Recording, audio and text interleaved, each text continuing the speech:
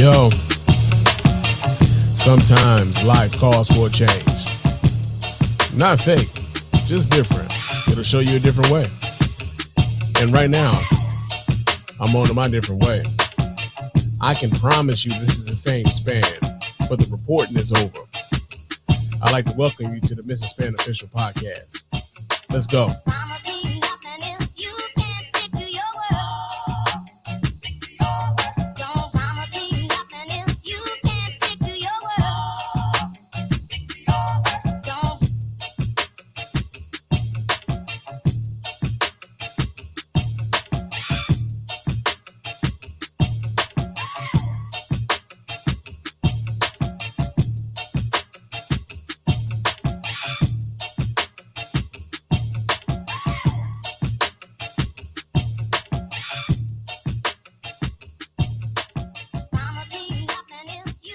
Yo, what's going on, everybody?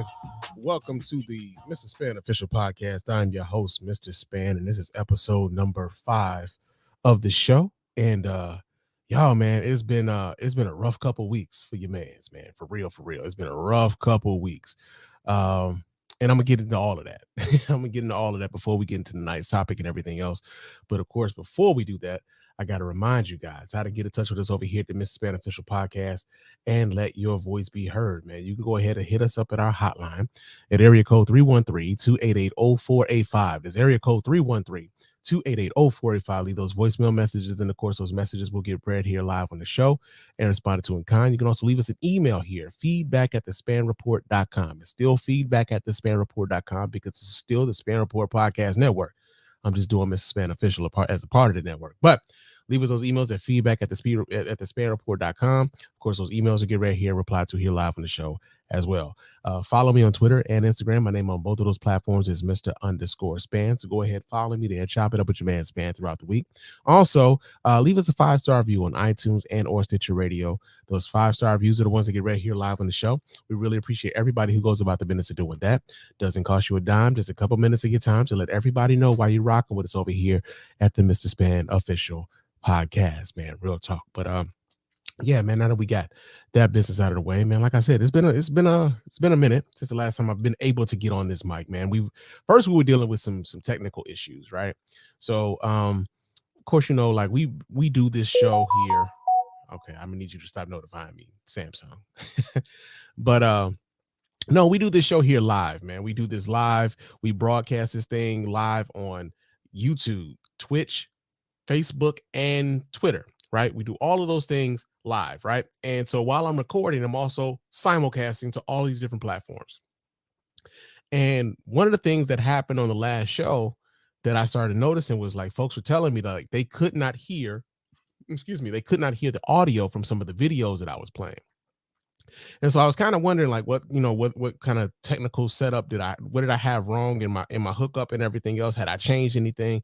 And what I really found out was that like I was taxing the computer that I had to its absolute fucking limits, man. Like I've had that computer for about 5 years now. And you know, like time flies, bro. Like I didn't realize exactly like how long I had that computer, but like yeah, I've had it for a little while, and I could have just gone ahead and got it, like, you know, some upgrades to it, you know, because it was a desktop computer and whatnot. You go slide some memory upgrades, some RAM, get some new RAM and all that other shit. I said, fuck it, and just went on ahead and bought a whole new computer.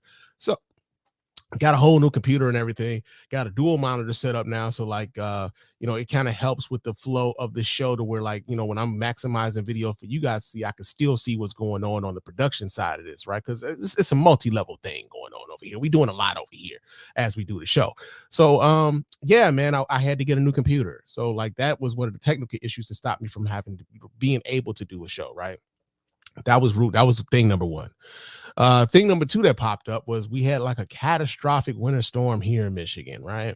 So I don't know if you guys know outside of Michigan, but we had like around close to 750,000 people out of power, right? Because there was an ice storm that kind of came through here, knocked a lot of people's power out, and they were out for damn near a week, man. Real talk, like out for damn near a week. And I am a utility worker, right? So as being part of the utility workers and stuff like that, like, although I'm not an electrical worker, I still have to go out on what they call storm duty, right? And essentially storm duty was I have to go out and I have to essentially patrol a down power line and keep people from getting too close to said power line, right? So in doing so, oftentimes I found myself in my truck for the better part of 24, 36, sometimes 40 fucking hours, yo.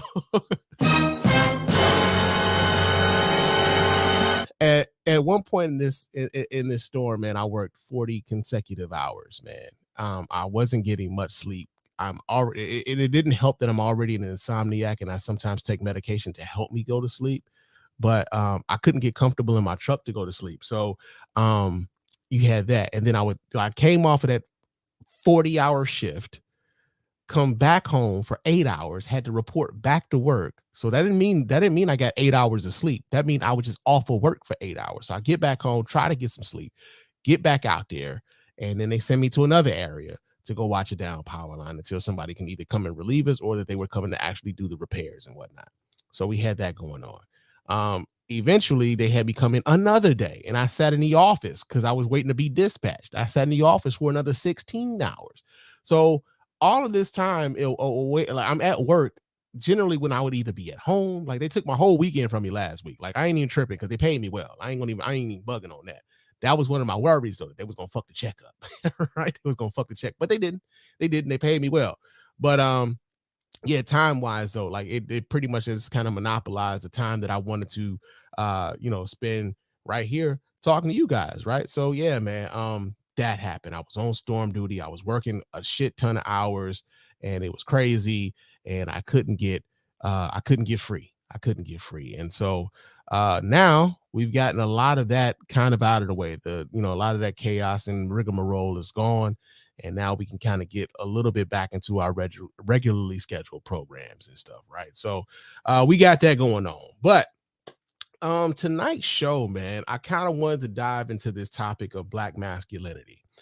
And the reason why I wanted to dive into this topic is because there had been a series of events that happened over the course of the last few weeks, where I was seeing a lot of different uh, discussions, debates, arguments, if you will, over whether or not black masculinity was either under attack or if black masculinity wasn't being properly defined.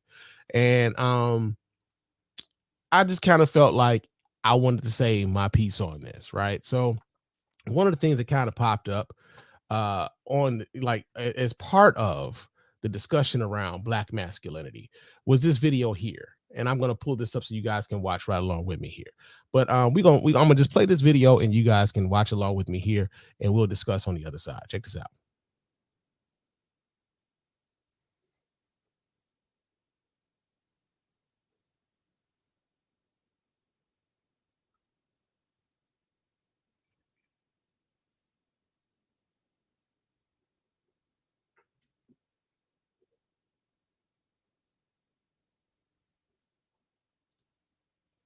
Okay, you don't want to be a father to these children. Um, there's a couple of different things you could do on your end to not be a father to any kids. One would be wearing protection, right? That's like base number one. You can wear protection. You ain't gotta have no, you don't want no kids, fine, wear some protection. Level number two is um, you can get a vasectomy. You want to be out here all willy-nilly, laying it down all over the place. Go ahead and get the vasectomy. You don't want kids, go ahead and get the vasectomy, right? Because you don't want kids. You want to have you want the fun of the practice of making babies, but you don't want to actually have the responsibility that comes with making babies, right? So go ahead and get that vasectomy, dude, and you won't have these issues. You know how cheap it would have been, how much cheaper you would have had it if you'd have just went on ahead and got the vasectomy and you wouldn't have to keep paying for abortions. Come on, bro.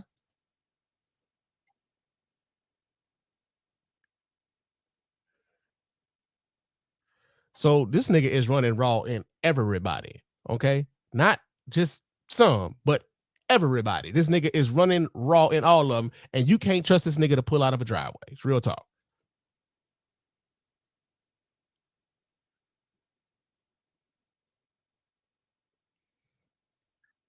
How dare they have the audacity to ask you to have some responsibility over some actions that you created right along with them. You can say all day long you don't want to have kids. You can say that, but ultimately you make the decision.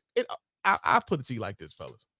Any dude that's listening to the sound of my voice right now, I put it to you like this: if you do not want to have kids, don't have sex with women that you don't want to be the mother of your child. Right? Listen to the sound of my voice again. If you don't want to have children with these women, don't have sex with women whom you can't see being the mother of your child. Now, in the event of this dude, if you don't want to have children with any of the women that you're having sex with, how about you go do the proactive thing of getting yourself the vasectomy and making sure you protect yourself with a condom? Therefore, you can't produce any offspring. Therefore, you don't even have to have this conversation because you're not able to produce children, right? As we come along, as we talk about masculinity, as we talk about what it means to be a man, what it means to be a black man in America, especially, responsibility has to be a part of it. And so for this nigga to proudly get on, what's this, TikTok? I don't, here's the other part about this too. I don't even know if this nigga's being serious. Right? I don't even know if this nigga's being serious. A lot of times, man, what we're starting to find out is like so many of these motherfuckers they get on social media, and the attention that they get from social media is the draw, right? He could just be out here talking shit. We don't know, but we also do know that there's some dudes in the neighborhood. There's some dudes that we know that got this kind of ass backwards thinking going on. But ultimately, logically, if you don't want to have children, then maybe you should go ahead and do the precautions that will make it necessary, that would make it feasible for you not to have kids. But to get on TikTok and proudly proclaim that these women will call you a deadbeat because they had the children that you said that you did not want. Meanwhile, you went on ahead and practiced this unsafe sex along with them anyway. You just as fault as they are.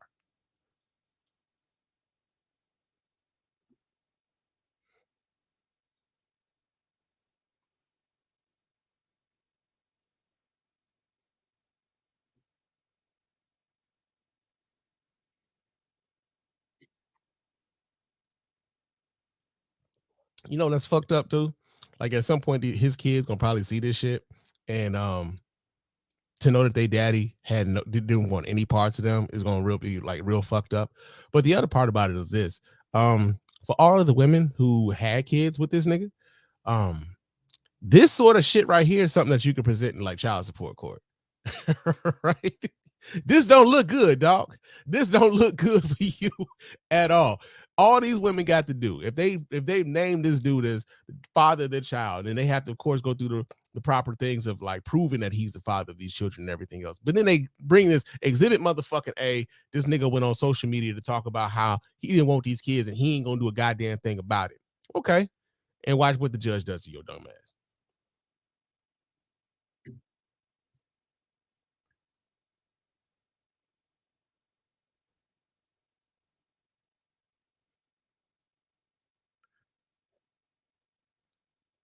But you are the common denominator in all of this is that you got 7 baby mamas and 7 different kids. The common denominator is you, dog. How are you like fixing yourself to get on social media? Like this is the other part about it that I really don't get. And this is where I'm starting to really feel old. I'm starting to really get like lean into like my middle ageness and shit. I'll be 43 in June. And I'm looking at like the ways in which so many people hop on social media. And I talked about this a little bit a little while ago with old girl when she was talking about how she didn't love her son properly because she didn't like his father. And it's like a lot of these things y'all should probably be sharing with a therapist. Y'all should probably be sharing with like people you know. But y'all broadcasting this shit to a bunch of strangers. And this part of the game, I'm just not really with, right? Like y'all out here broadcasting L's, and this ain't a good look for nobody. You, your kids, your baby mamas, none of them.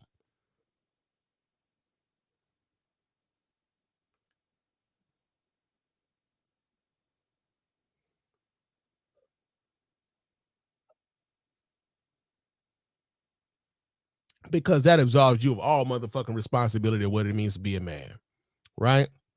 That absolves you of your responsibility of what you supposed to do as a man. So it's the women's fault that they having these kids. It's the women's fault that I told them I ain't want no kids, but they had sex with me anyway. Yeah, they got some responsibilities on this as well. But trust and believe, bruh. You are the common denominator. You got 7 women out here claiming that they got babies by you. 7 different women. When you could have snipped that in the bud a long time ago. And here's what's funny though, right? And I'm gonna make an assumption.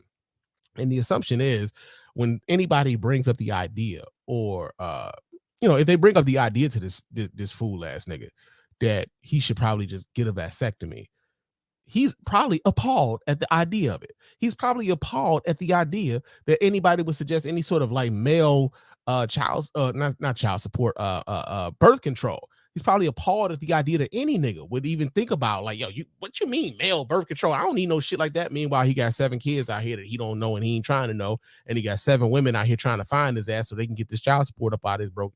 Don't You know what? Let me stop. He might not even be broke. He just ain't trying to pay these women.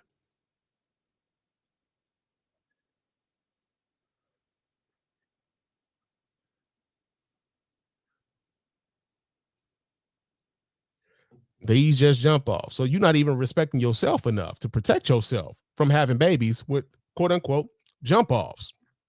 Think about that for a second. You out here with jump offs, having babies with the jump offs, but you can't protect yourself from that. Whose fault is that? Whose fault is that? Nobody but yours, B.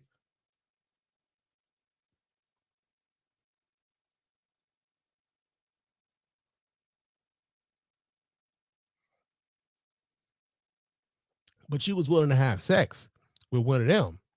You was willing to go in raw with one of them. Come on, man. Come on, bruh. You thinking this make you look good, and there's a certain segment of the male population that probably is championing this dumbass shit that he's got going on, right? I'm sure there is. I know niggas who would probably be like, yeah, man, I don't see what the fuck he said wrong.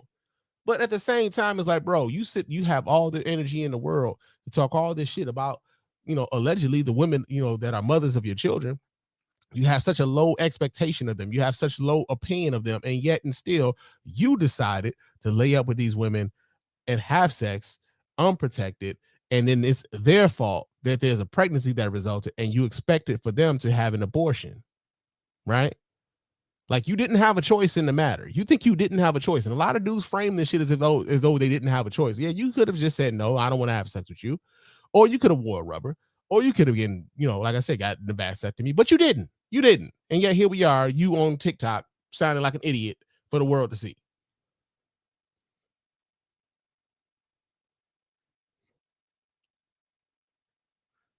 Cause they yours, bro.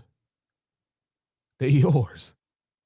Like I couldn't imagine, bro, like having a child out here who with my blood pumping through their veins, and me denying them, and me just like totally turning my back on them.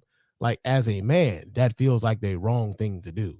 But we've gotten so far from um the responsibilities of a lot of things to where this nigga is free to post this sort of stuff on Facebook, or Twitter or TikTok or whatever it is, and think he's in a good space. These niggas out here broadcasting their L's unwittingly, like nobody's asking them to do it. They throwing this shit upon us.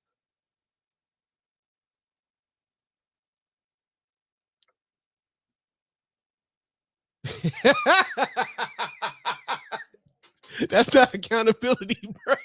That's wait a minute. That's not how it works, bro. Nigga. That's not how it works, man.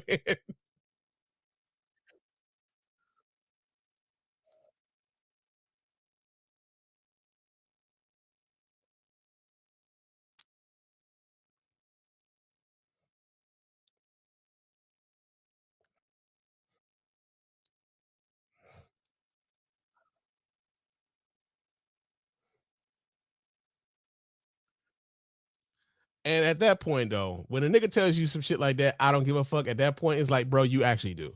You kind of do, man. You want it, because why would you put this out for all of us to hear and to know and to think about? Like, We don't know you, nigga. Like I don't know this nigga from a can of paint. And suddenly this dude is being thrust upon my social media timelines as something I need to see.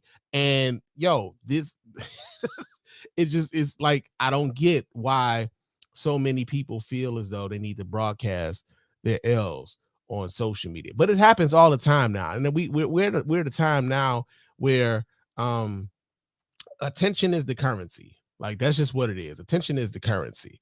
And so I guess that's where, maybe he feels like, yo, man, even the negative attention is still attention because you niggas is talking about me, right? I mean, you talking about me on this is Mr. Span official podcast. I'm sure somebody else may be talking about me on some other podcast, but you niggas is talking about me though, right? So I guess that's what it's about. And interestingly enough, while we're talking about like attention and stuff like that, I watched the new Chris Rock special on Netflix, the Selective Outrage special that he just put out on Netflix. And one of the things that he said on the special was, he pretty much kind of talked about like how much attention is the new currency, and like we want so much to have people paying attention to us, whether it be good, bad, or indifferent. And that was something that I've been thinking about and kind of chewing on and racking around in my brain for a while now, like and how much we use social media and why we use social media, and like how much of social media or how much of our lives we share with social media, what we don't share with social media, like those sort of things. But real quick, that special, I didn't really laugh, man. As a matter of fact, it was probably one of the worst Chris Rock specials I've seen in all time, man. Like I think that's probably his worst one. I didn't laugh at all, man. I don't think I laughed once despite myself. Like I can remember like the last time Dave Chappelle did the special, and I was, although I didn't agree with Dave Chappelle on a lot of shit that he was saying, there was sometimes in the Dave Chappelle special where I felt like I was laughing despite how much I didn't agree with what the fuck he was saying. Like, damn, that's fucked up, but that was funny. I didn't get any of that with this Chris Rock shit, man. Like I sat there and I watched, and I'm like, I'm waiting for the shit. But excuse me. One of the things I thought was interesting was like I felt as though with Chris Rock, how much of the jokes I felt like I knew the punchline before they would come. Like they were so predictable. And I wasn't surprised by anything he said. I wasn't shocked by anything he said. I didn't laugh despite myself off of anything that he said. And it left me largely kind of disappointed in the level of the special. Now I'm just saying that's just my opinion of this special. If you enjoyed the special, fine, right? Because I know a lot of people are like, man, I've seen people try to take shots at folks who didn't like the special, right? I've seen folks talk about, well, you're not intellectual if you don't like these were intellectual jokes. Like there was nothing intellectual about this shit, nigga. Like people understand. It's not like this motherfucker was out here like explaining trigonometry and fucking rocket science. Like he was telling jokes. Get the fuck out of here. But yeah, man, I just felt like a lot of the jokes were a bit telegraphed. And if I can tell what the punchline is before the punchline comes, it's like, okay, it's just not really working for me, right? But I know a lot of people who enjoyed it, and I appreciate that a lot of y'all enjoyed it. I just thought it was like, I could have did without it. You know what I'm saying? So yeah, that's my review. That's my review of the Chris Rock joint, right?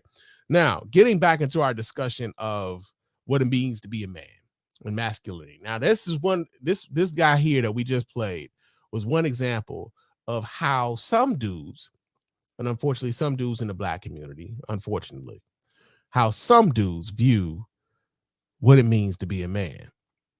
He doesn't want the responsibility of being a father, but he also wants to be respected as a man, right? Now, another thing, let me go ahead and pull this down. Now, here's another instance of somebody being a man and taking responsibility for his child. I'm gonna pull this video, this image here up for you guys, right? Now, the reason why I'm pulling this image here up is because this image here. Wait, can I enlarge this here? Let me see if I can. Nope, that's not how I do it. All right, never mind. Let's take that off of there.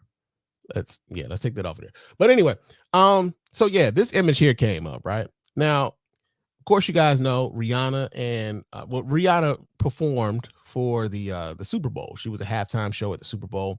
She announced that she was pregnant at the Super Bowl. Or at least if she didn't announce that she was pregnant, people found out she was pregnant, right? And then this Vogue cover comes up, this British Vogue cover comes out. And a lot of the discussion around this cover um had a lot of dudes in their fucking feelings, right? Um, I'm trying to understand though, because Rihanna is probably one of the most beautiful women in the world, one of the most desired women in the world.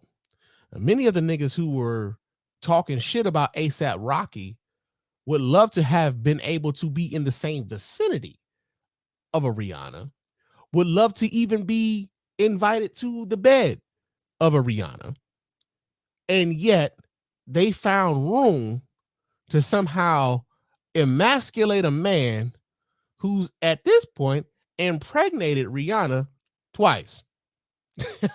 Right? Impregnated Rihanna twice. I don't believe you niggas, right? Some of this may be hate. Some of this may be projection. Some of this just may be a bit of insecurity of what it means to be a man for you. But one of the things I thought was very interesting was that, like, here it was, this man was in a supportive role of his very accomplished girlfriend, because they're not married yet, but she's his girlfriend. She's also the mother of his children. And here he is being in the supportive role of his very accomplished, very wealthy, very successful girlfriend, right? And he's on a British Vogue magazine cover with her and their child, and he's loving on the child that he has with her. And niggas somehow came up with a diagram. You seeing this shit? This is a fucking diagram of what it means to be a man. Like, are you niggas okay? Like, seriously, I'm asking as a dude. Uncle Span is asking, are you niggas okay? For real. Because I can't for the life of me understand why a strong, dominant, masculine woman. I mean, I saw that and saw a woman. Sorry. Submissive, nurturing, feminine. Man, how dare this nigga show love to his child? The fuck is wrong with him? Men don't do that. How dare we show the black man in a role of submissiveness to his woman? That ain't what men do. We go out here and we hunt and we provide. Like, well, damn, nigga, he ain't gotta go hunting no more. We ain't living in the bush, bruh. We not living in the motherfucking jungle. We not living in the goddamn Everglades. We not living in the goddamn mountains. He don't have to go hunt no more. This child ain't gonna want for a goddamn thing. The woman he's having children with could buy you niggas up and down 3,500 and 350 goddamn million quadrillion times. And you want, what's even worse is that I know a lot of you niggas want to be with her. That's what makes it even worse. I don't believe you niggas. Right? So y'all would talk all this shit about ASAP Rocky being in a submissive, nurturing, feminine position. He's a follower and he's showing love to his child. How dare he? And I'm wondering to myself, niggas, are y'all okay? Are y'all really okay? Where this sort of image bothers you, that you have a man with a woman who's very successful, and the focus is on her because it's a woman's magazine at that. Y'all upset that he's playing the background to his woman in a woman's magazine while holding his child or loving on his child while she's pregnant with another one of his children. An opportunity that many of you would like, but have an absolutely snowball chance in hell of obtaining. But somehow his manhood is in question. Make that make sense to me. Make that make sense to me. Now, the other part about this, man, I'm gonna pull this image down here. But the other thing about this, and this is something I've always, when we talk about the social media aspect and the attention thing, right? I need y'all to be very mindful of this. And anybody listening to the sound of my voice, I really need y'all to pay attention to this. I want y'all to be very mindful of it. Many of the people who are perpetuating a lot of these talking points don't believe the shit that they're talking about. They don't believe this shit. They know that the controversy drives the engagement.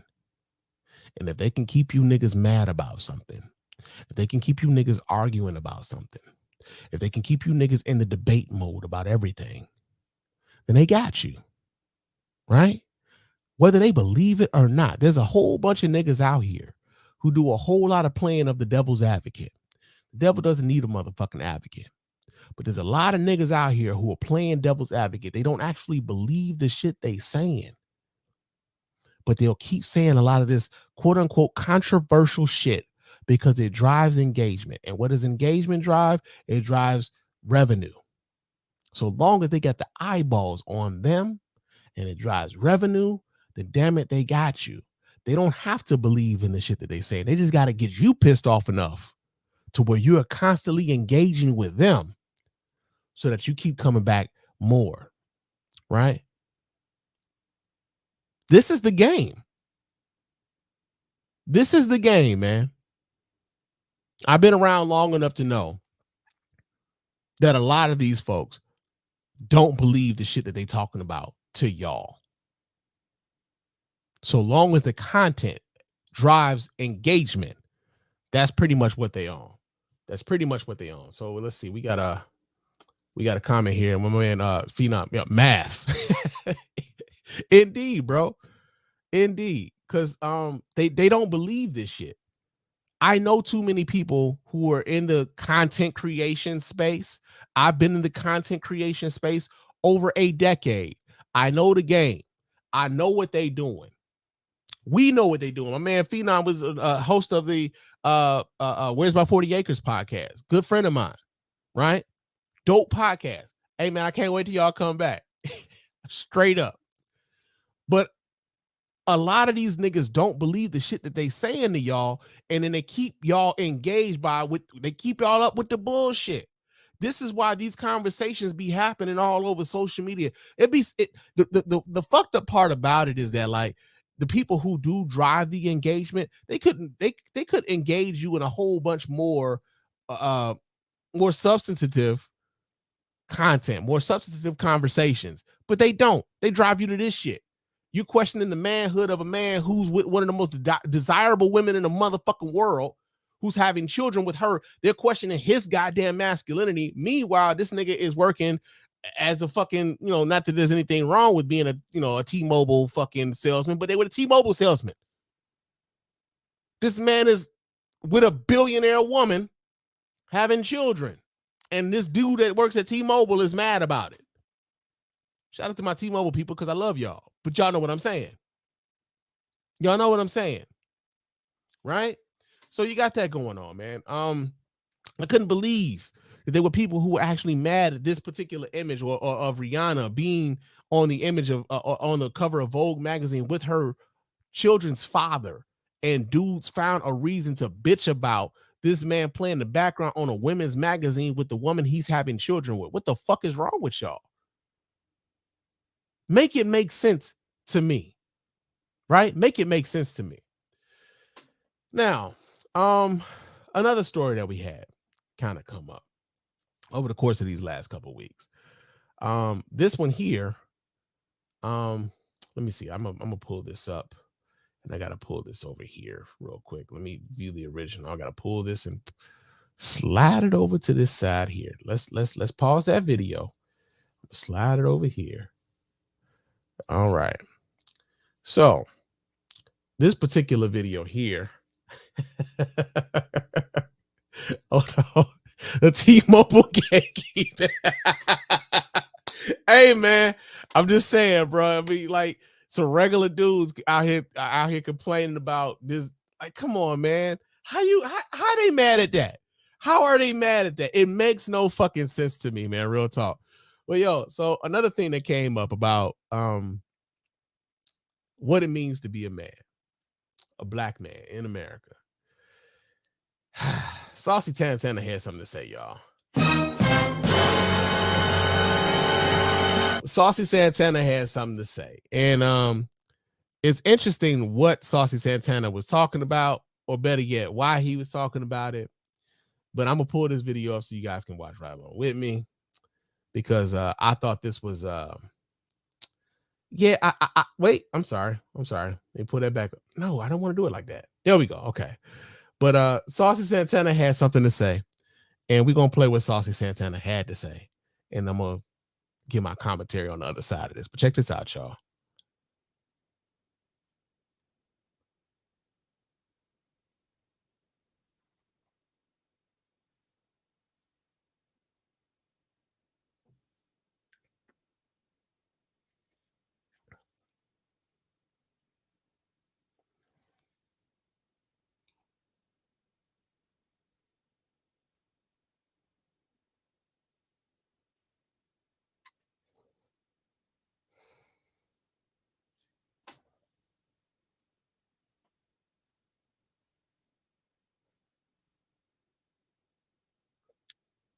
Okay.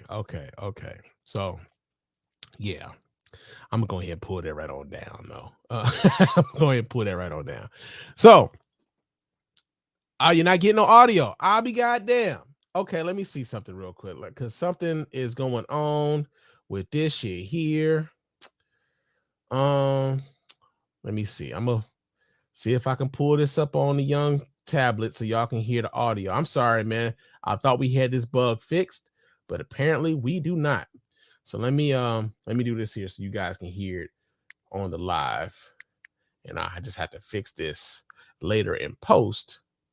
But hold on. I'm gonna play this here, and you guys should be able to hear it. So check it out. Let me tell you something. Them girls ain't wrong. Them girls is not wrong. If you was a man, you don't need to be smoking a hookah, baby gal. You need to be rolling you up a wood. You need to be smoking you some za. Okay? You don't need to be sucking down a hookah, bad bitch, baddie. You was a man. You don't, and unless you was a gay, unless you gay, like a gay boy. That's the only reason. That's the only way I'm letting you smoke hookah. If you not no gay boy, you a man. Put the hookah down. Put the hookah down and pick you up a grabber. Not with that. Okay, so that's what Saucy Santana had to say, and I had to play this, a second time. But though we're gonna fix it in the post, but y'all got a chance to hear it, right? So, here's the thing, man.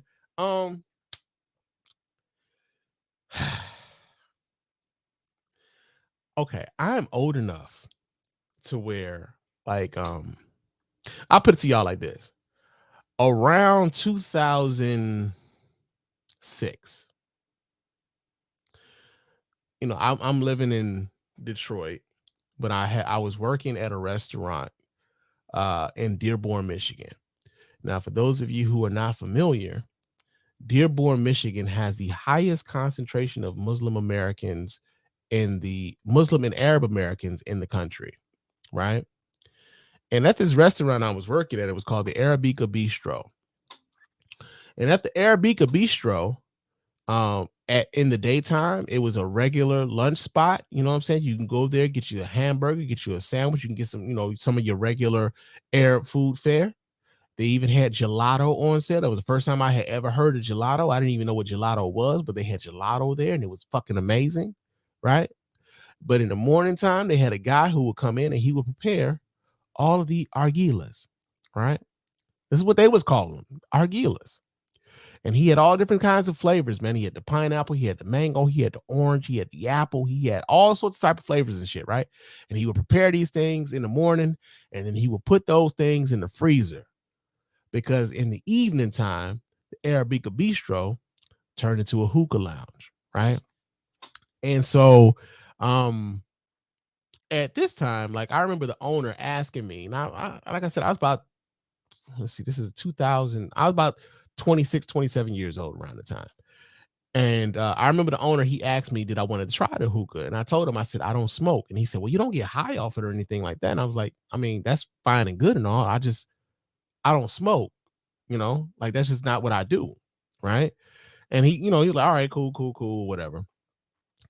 But it wasn't a thing that I saw a lot of black people doing. right? I had never seen anybody talking about doing hookah. I had never seen any black people talking about hookah, this, hookah, that, this, and the other, right? And so what I did see was that there were a lot of Arab men who would smoke hookah. Few Arab women, but mostly Arab men smoking hookah. So when I did see the explosion of hookahs, or like I said, my introduction to it, they were calling them argilas. When I saw the explosion of black folks on the hookahs, I was like, oh well, goddamn, like that's what we own now.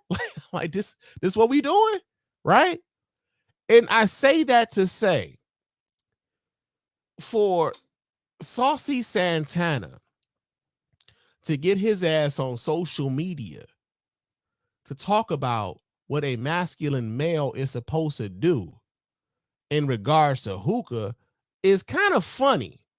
Because if we're going by who's supposed to be doing what culturally, why the fuck are you smoking hookah?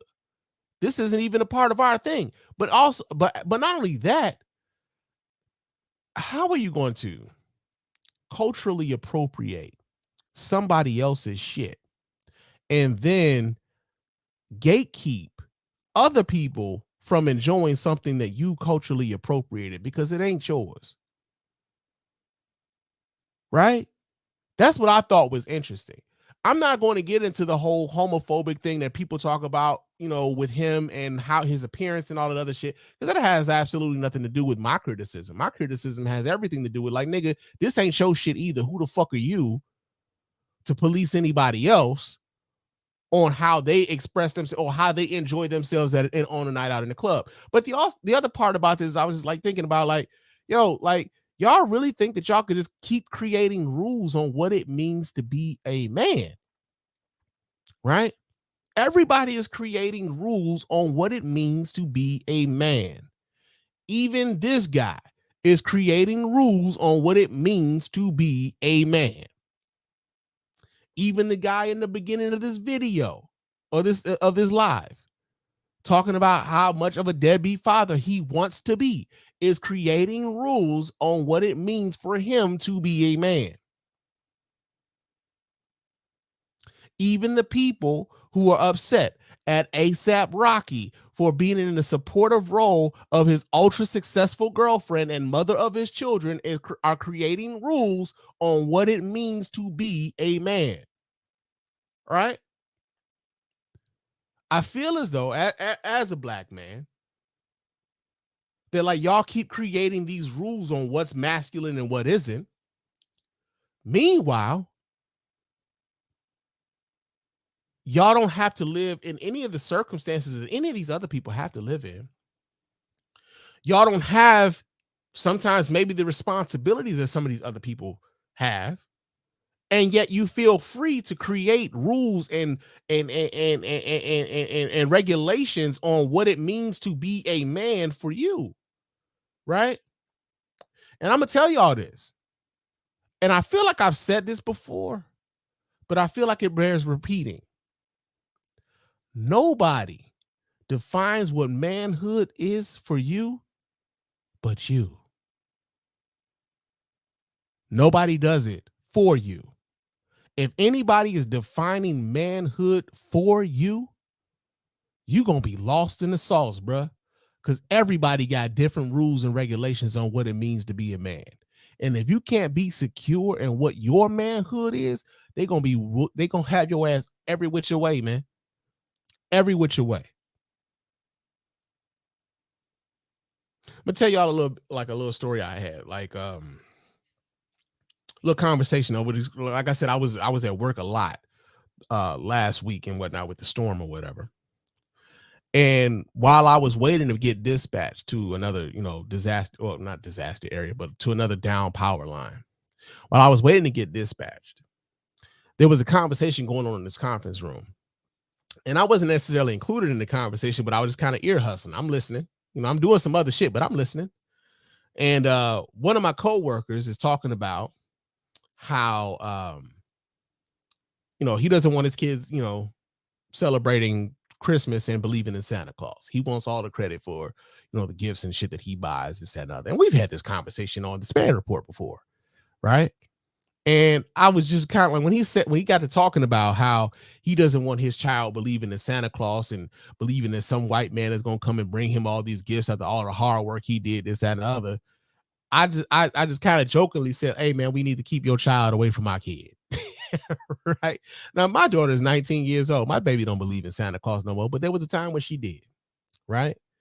And I I thought the Santa Claus shit was cool because there was a time I believed in Santa Claus. And I remember some of my fondest memories of fucking Christmas was when I thought that Santa Claus was real. And me and my cousins and my brothers, we would go to sleep early in hopes of Santa Claus being there. And like when we woke up and like, yo, Santa Claus was here. And like it was an excitement. It was a fun, like the to me and my family, Santa Claus was fun.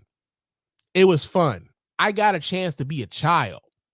That's what it was for me. And I think that's what it was for a lot of kids. They got a chance to be a child.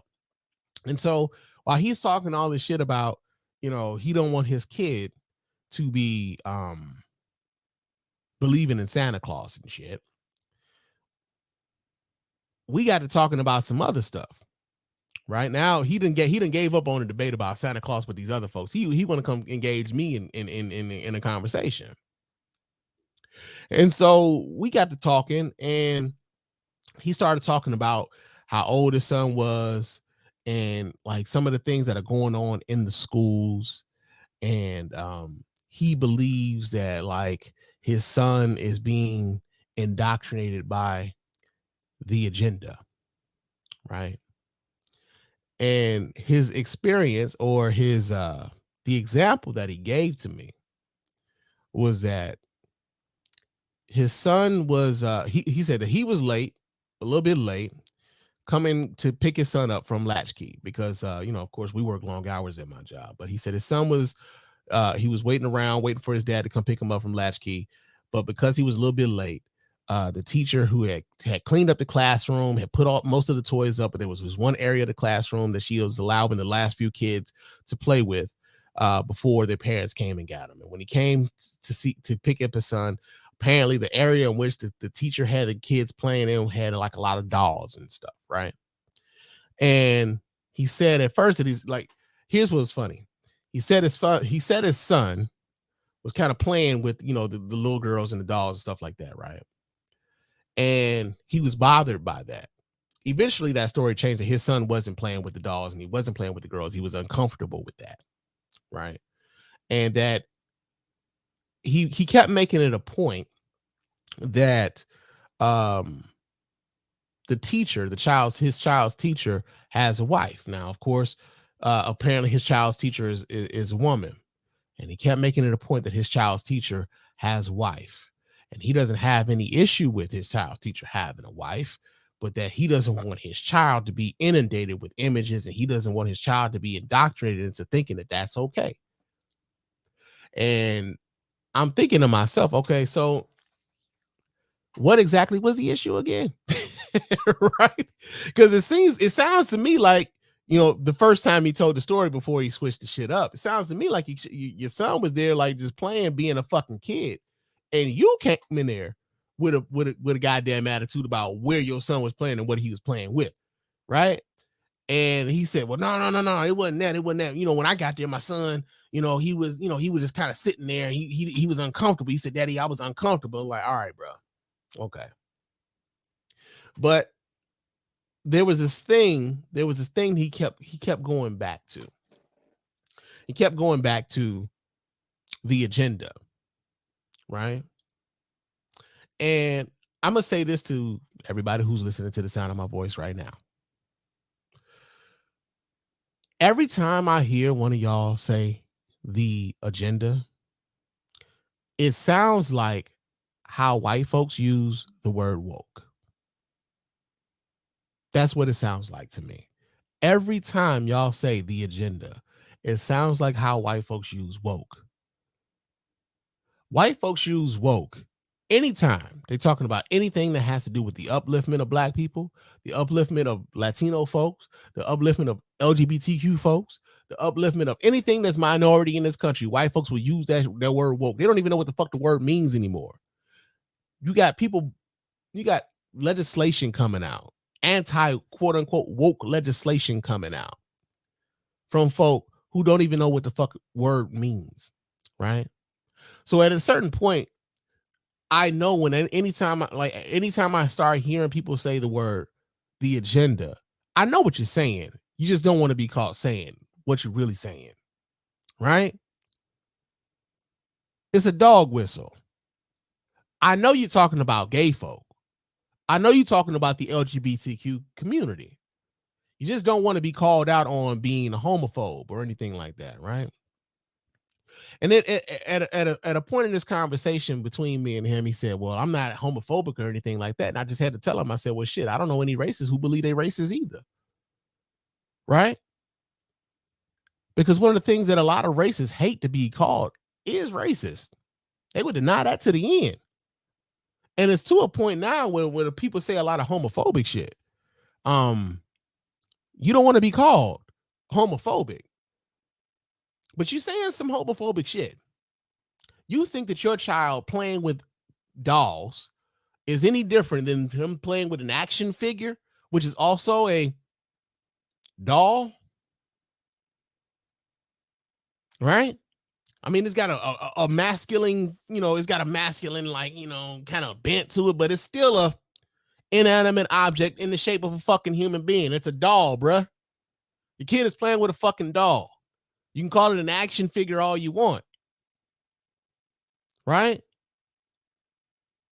And so what I was thinking about as I was having this conversation with this guy was like, yo, so you worried about your son actually experiencing and learning about things outside of himself because you're uncomfortable with it. And oftentimes, with a lot of these things, while we're having conversations about, LGBTQ issues, whether we're having conversations about many of the other things that are going on, oftentimes the real reason why a lot of these dudes are like so adamant about their kids not learning certain things is because of their own insecurities about these things, their own level, excuse me, their own level of ignorance about a lot of these things. They're scared of their children learning about this stuff because they don't know how to talk about it with their kids, right? And some of them really do have bigoted views about a lot of shit. But ultimately, a lot of this shit comes from fear, right? And so as we go further down this rabbit hole with this coworker of mine, eventually he gets the point to start talking about like scientifically, shit's wrong, right? Scientifically, shit's wrong. I've never seen, you know, I've never seen quote unquote gayness in the animal kingdom. And I'm like, well, shit, nigga, you got YouTube, you got the shit on your phone. You can pull up 2 gay lions right now, my dude. You can pull up 2 gay dogs right now. And it was funny though, to me, how in an instance where this dude said he hasn't seen this thing, I haven't seen these things happen in the animal community. But when I mentioned dogs, the first thing that came out of his mouth was, "Oh, well, that's about a show of dominance. That's not even about them being gay. That's just showing one dog who's boss and who ain't." I'm like, by fucking them, right? By fucking them, you showing them who's the boss and who ain't. Make that make sense, bruh. But also, and I want everybody who's listening to the sound of my voice to hear this, man. The science doesn't stop evolving because you stop learning, right? The science does not stop evolving because you stop learning. Your obsolescence isn't necessarily planned, but your line of thinking will make it inevitable. The way a lot of y'all think is going to leave a lot of y'all behind because you stop learning science when you got comfortable. When things are where you think it should be, that's where you think the science stops, and it doesn't. We have scientific breakthroughs all the time. And you know why we have scientific breakthroughs all the time? It's because you have very smart people who take a very antithetical line of thinking to a lot of things, right? So, we know the scientific process. A lot of times, you got your hypothesis of a lot of things. And the hypothesis is what we think this thing is. This is our hypothesis. And then you have you got your antithetical thinking, where it's like, okay, so these are the things that I don't know, and that can contradict my hypothesis. At a certain point, the antithetical thinking and the hypothesis thinking come to a we start figuring out what it is we know and what we don't, and we put those things together, and we get into our synthesis, and this is where we come to our new understanding, right? Some of y'all ain't got to y'all synthesis yet. Y'all ain't even thought about the antithetical. The only thing you thinking about is your hypothesis. You ain't got to your antithetical thinking yet. So these new understandings is beyond you, right? I'm gonna need a lot more of us to start getting to our antithetical mind. Also, I also need a lot of us to stop saying, well, I haven't seen this, right? And the reason why I want y'all to stop saying, well, I haven't seen this, because I'm gonna just kind of break this down on how ridiculous that is. There are a lot of things that you haven't seen happen that have absolutely happened. Right? So when you say, well, I haven't seen this and I haven't seen that, guess what? There are a lot of things that you haven't seen that have absolutely happened. That doesn't mean because you didn't witness it, the shit didn't happen. Like, say, for instance, I haven't witnessed many of you, most of you, the vast majority of you, I have not witnessed any of y'all have sex, right? Am I to therefore deduce that because I haven't seen any of y'all engaged in any sexual activity, that means that every last person that is listening to the sound of my voice right now is a virgin? That's fucking ridiculous, right? Some of y'all got kids. But Span says, I ain't seen you fucking nobody, so I don't know if you had a baby or not. I don't even know if that's your kid or not. I don't know if you've been pregnant or not. Right? That's fucking ridiculous. And yet, so often, so many times, people will conflate them not seeing something with that thing not having happened. That is the dumbest shit y'all can say when y'all are trying to refute a thing, that I haven't seen it. Because you haven't seen it does not mean that that thing did not happen. Right? So I kind of wanted to get that thing out there too. Now, going back into some of this masculinity shit, right? Another thing that kind of happened over the course of these last few weeks was the movie Creed. The movie Creed came out this past Thursday. I still haven't seen the movie. I want to see the movie, because I like the Creed movies, man. I think they're dope. I like the Creed movies. Now, I've heard like middling reviews of this Creed movie, but I still want to see the Creed movie for myself, But one of the things that had niggas up in arms about the Creed movie, and I'm gonna go ahead and move this here over here like this here so I can see shit. But one of the things that had people upset about the Creed movies was, of course, this image right here, right? This is why so many of your men are weak, defeated, and weak. And this comes from none other than Boyce Watkins. We are weak and defeated because somehow Jonathan Majors sitting on the couch with some boots and a pink shawl makes every black man weak. Now, I'm gonna say this here, man. I don't know what school of manhood Boyce Watkins went to. I don't know what school of manhood many of these motherfuckers went to, if they went to a school of manhood at all. But what I can't understand is why what this dude is wearing at this photo shoot is somehow a ding or a delineation or a what's the word that I'm looking for here? Can't think of the word right now. But somehow this image is indicative of what it means to be a black man in America, right? And because this image is out here that black men are weak and defeated, I kind of wish he'd have said that shit in Jonathan Majors' face. Because I kind of feel like that wouldn't have gone well for Boyce Watkins, right? I mean, if anybody's seen a picture of Boyce Watkins, I don't know if that fight is gonna go Boyce Watkins' way. I'm just saying, you know what I'm saying? Not only that, man, Jonathan Majors just got finished training for a fucking boxing film. He's fighting in the fucking film. He had to go through some level of training to actually, make the boxing look believable. I kind of feel like he might whoop somebody like Boyce Watkins' ass, right? Somehow, some way, Boyce Watkins sitting here on this couch with these boots and this shawl makes Boyce Watkins feel as though black men are being defeated and weak. Juxtapose that with Saucy Santana coming out talking about what it means to be a man. Juxtapose that with everybody, being pissed off about ASAP Rocky being in the supportive role of his black woman. Like, are you niggas okay? Are you niggas okay?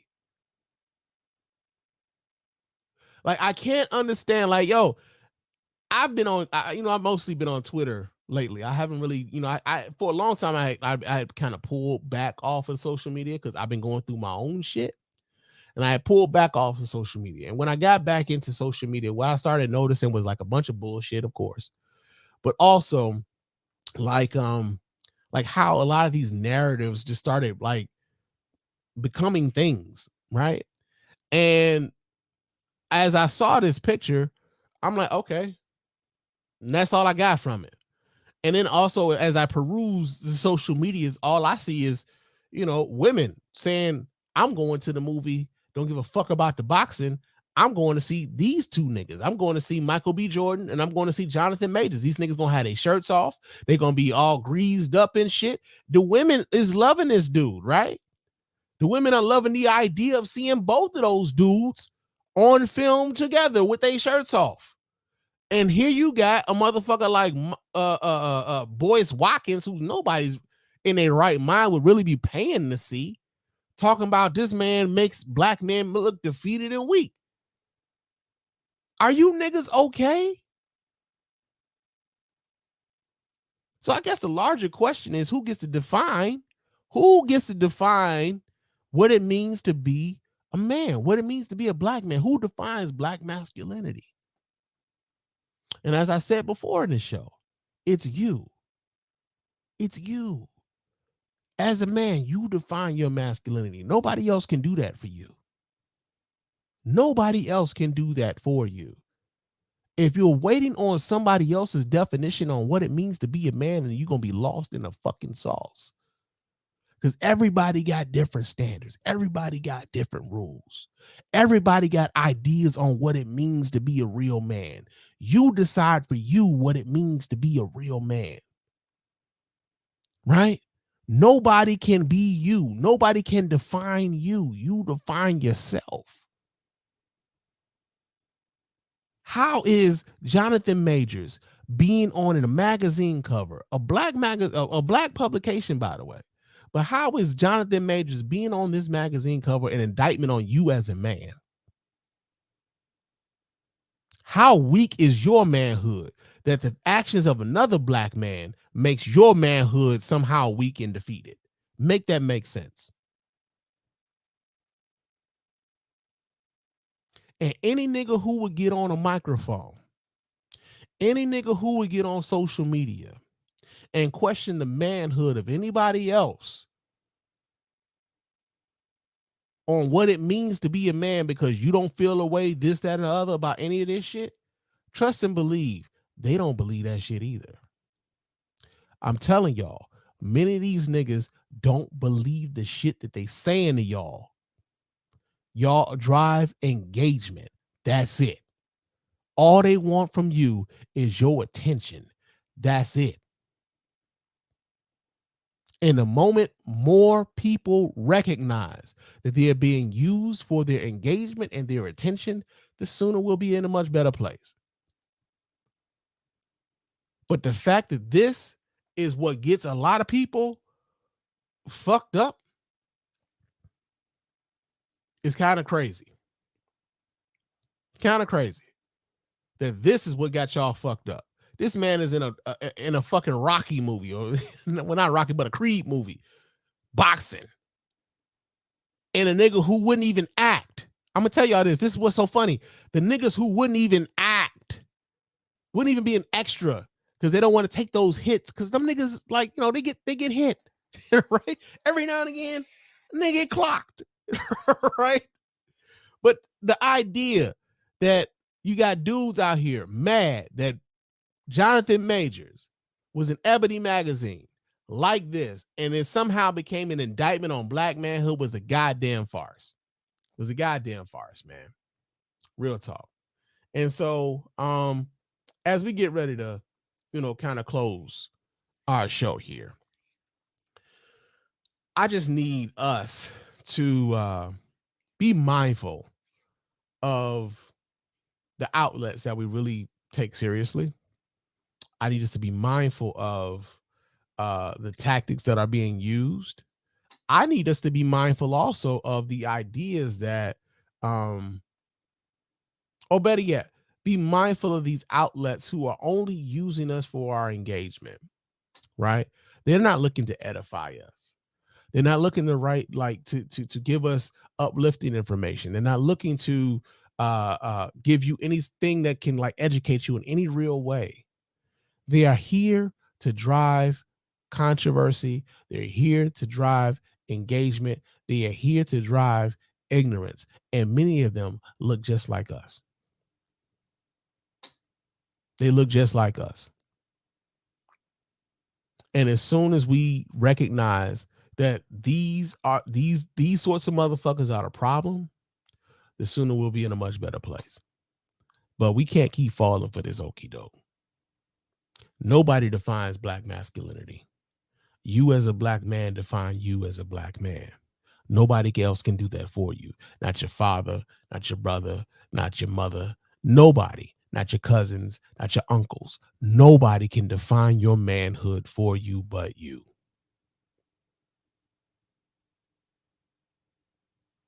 And watch how quickly people move around you. Watch, or better yet, watch how the movement around you changes when you just embrace the person that you are. And like the respect that you are the respect that you've earned because you are unapologetically you will be a hell of a lot better than the fakeness of niggas smiling in your face and laughing behind your back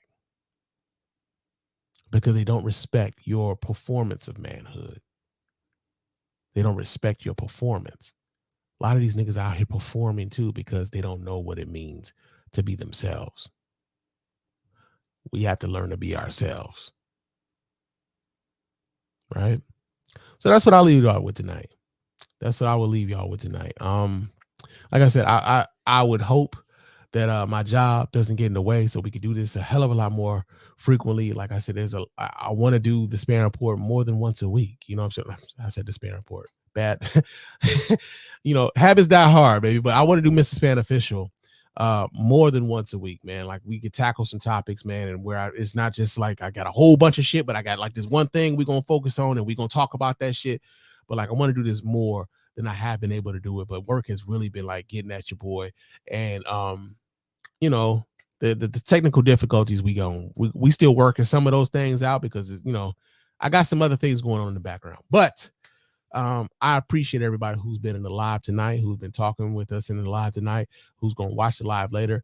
But of course, before we get out of here, I got to remind you guys how to get in touch with us here at the Spirit with Mr. Span Official and let your voice be heard, man. Go ahead and hit up that hotline at area code 313-288-0485. That's area code 313-288-0485. Leave those voicemail messages. Of course, those messages will get played here live on the show and responded to in kind. You can also email us here at feedback@thespanreport.com. That's feedback@thespanreport.com. Go ahead, leave those emails, and of course, those emails will get read here and reply to here live as well. Excuse me. Follow me on Twitter and Instagram. Of course, those my name on both of those platforms is Mr. _Span. So you can go ahead and follow me there. Chop it up with your man Span throughout the week. Also, leave us a 5-star review on iTunes and or Stitcher Radio. Those 5-star reviews are the ones that get right here live on the show. We really appreciate everybody who goes about the business of doing that. It doesn't cost you a dime, just a couple minutes of your time to let everybody know why you're rocking with us over here at the Mr. Span Official Podcast, man. Real talk. I appreciate everybody who's going to listen to this later, and I will talk to you guys again soon. But until next time, fam, peace.